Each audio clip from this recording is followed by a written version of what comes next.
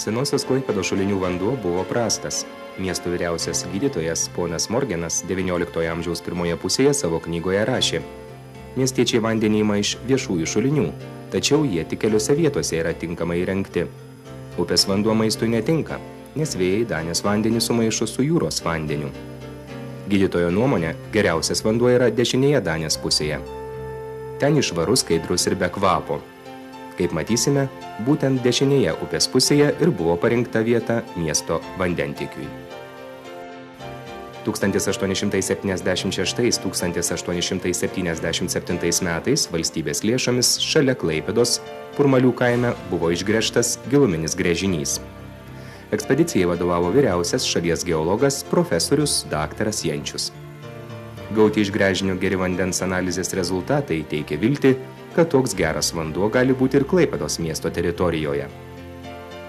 Po ilgų svarstymų ir derybų tarp valdžios įstaigų 1898 m. rugpjūčio 6 šalia dabartinės Liepų gatvės, tuo metu ji buvo vadinama pailginta Aleksandro gatve, Bieskė firma iš Karaliaučiaus pradėjo gręžti pirmąjį Klaipėdoje giluminį vandens gręžinį.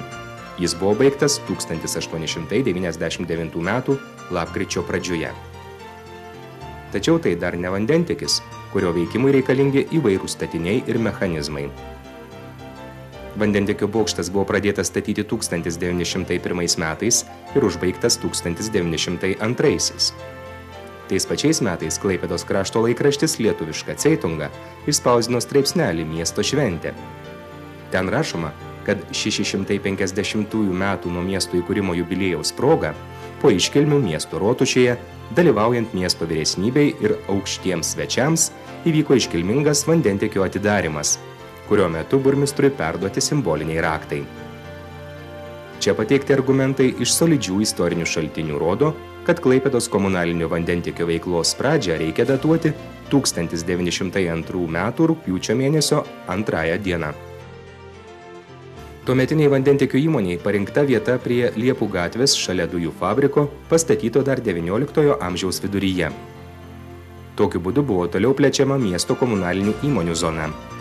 Ja vėliau papildė 1915 metais pastatyta skerdykla, gyvenamieji namai darbininkams bei techniniam personalui. Tai vienintelė tokia komunalinių įmonių zona Lietuvoje. Pagal tradiciją Klaipėdoje gamybiniai pastatai buvo statomi atokiau nuo gatvės, o arčiau administraciniai ir gyvenamieji namai. Taip suplanuota ir pirmoji vandenvietė. Prie Liepų gatvės pastatyti daugiabučiai namai pridengė įmonės statinius, o paliktas tarp jų žolynas atitiko sanitarinį zonos vaidmenį. Vandenvietės pastatus statė Karaliaučiaus firma Ševenbochim. Tais laikais vandentiekių, jų bokštų išvaizdai buvo skiriamas didelis dėmesys. Šie statiniai tapdavo prestižiniais objektais. Kartais vandentiekių bokštai ir kiti aplink esantys pastatai sudarydavo didelius vieningus architektūrinius ansamblius. Projekto autorius bokšto vartų eksterjere vykusiai panaudojo neogotikos ir jugendo stiliams būdingus elementus. Einant į vandenvietę, lankytoje pirmiausia pasitikdavo gražūs, metaliniai, įtvirtinti raudonų plytų stulpus vartai. Gražiausia šio ansamblio akcentas – vandentiekio bokštas, kurį su siurbline jungia neaukštas priestatas.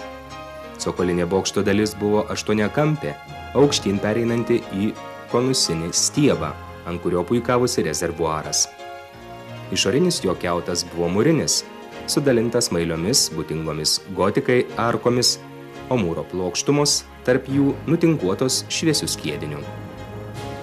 Sferinį bokšto kupolą užbaigė mažas ažūrinis bokštelis, dengtas liauno kontūro stogeliu, būdingo jugendo stiliui. Bokšto viršūnę puošė dekoratyvinė burbuolė. Panašus vandens bokštas dar tebestovi Kretingos priemiestyje, Bajoruose.